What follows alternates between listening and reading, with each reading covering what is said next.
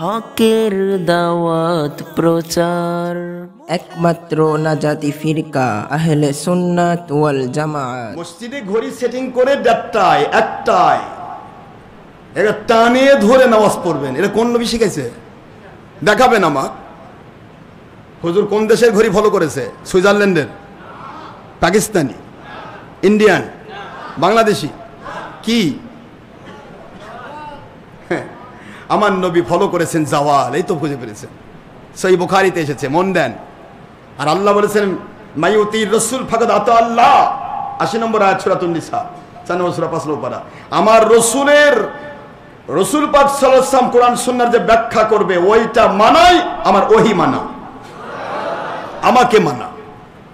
হুজুর ফয়সালা করেছেন ইন্না ওয়াক্তাজ যুহরি ওয়াল জুমআ, দুটাই কখন শুরু হয়? মিন জাওয়ালিল উলা ইলা ওয়াক্তিল আসর। হাদিসটা কি বানাইছি না হাদিসে আছে? ইলা ওয়াক্তিল, বা কথা কয় না কেন?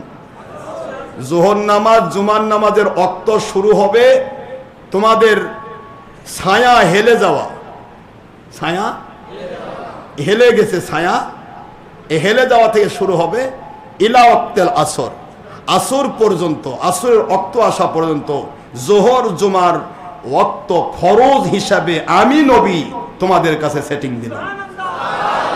ফরজ টাইম, ওয়াক্ত মোতাবেক নামাজ পড়া কি ফরজ টাইম। জাওয়াল থেকে শুরু হলো ইলা ওয়াক্তিল আসর। আসর ওয়াক্ত কখন আসে তাও হুজুর বুখারীতে বুঝাইছেন মিসলাইন।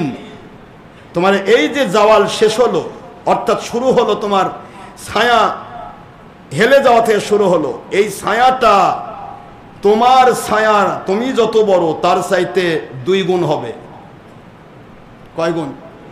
কথা কয় না কেন? তুমি যত বড় তার চাইতে কত বড় হবে? 2 গুণ। তখন আসবে আসরের ওয়াক্ত, এতক্ষণ পর্যন্ত যোহর জুমার ওয়াক্ত।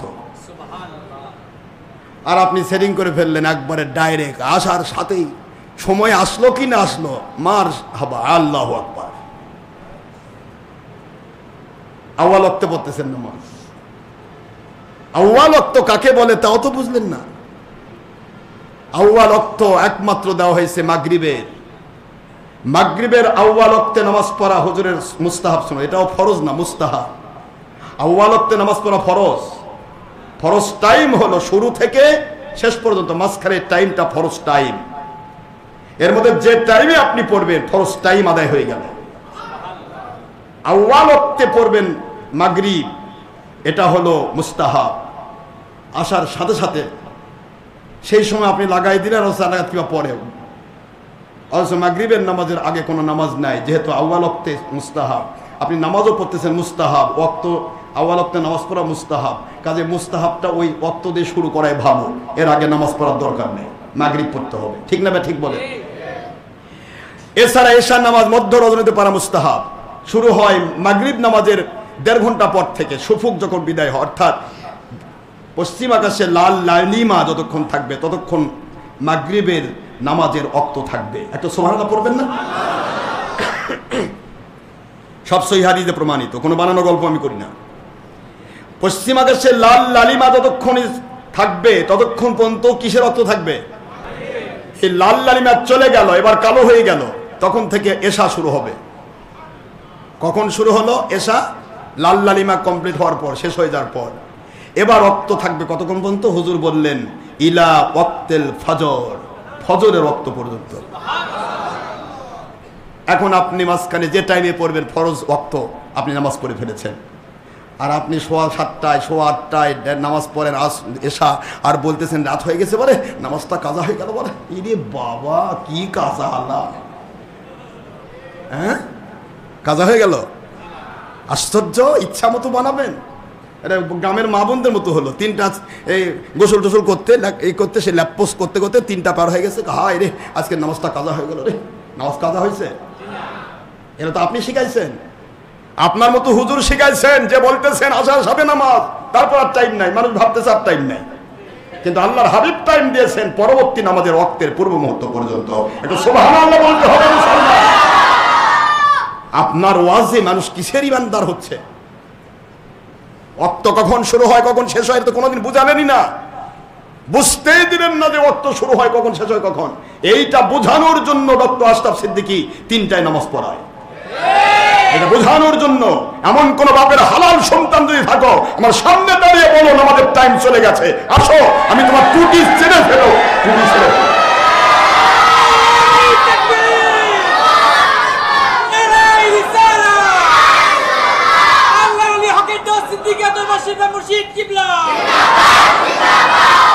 তোমার বানানো গল্প নিয়ে এসেছ।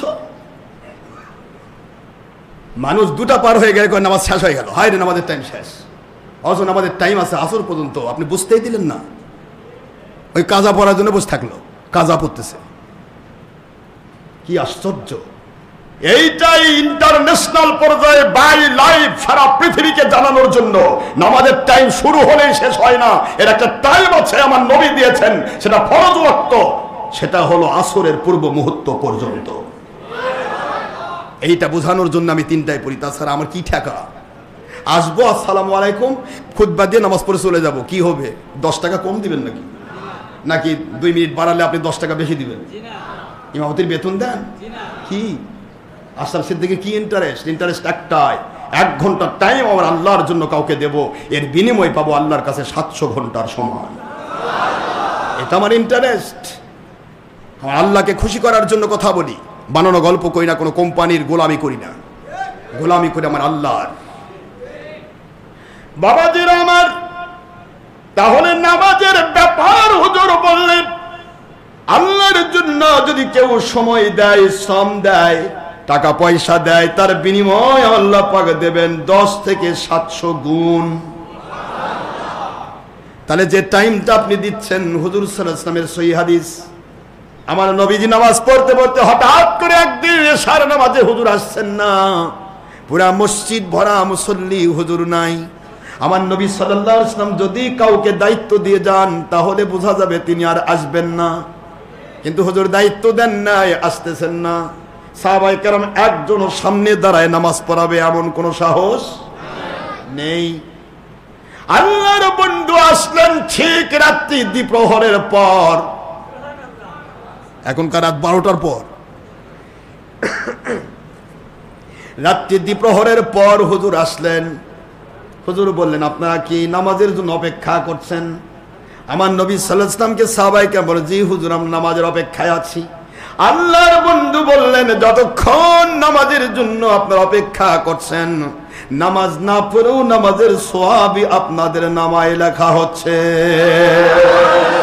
একটা আপনার আমল নামায় নামাজের সওয়াব লেখাই হচ্ছে।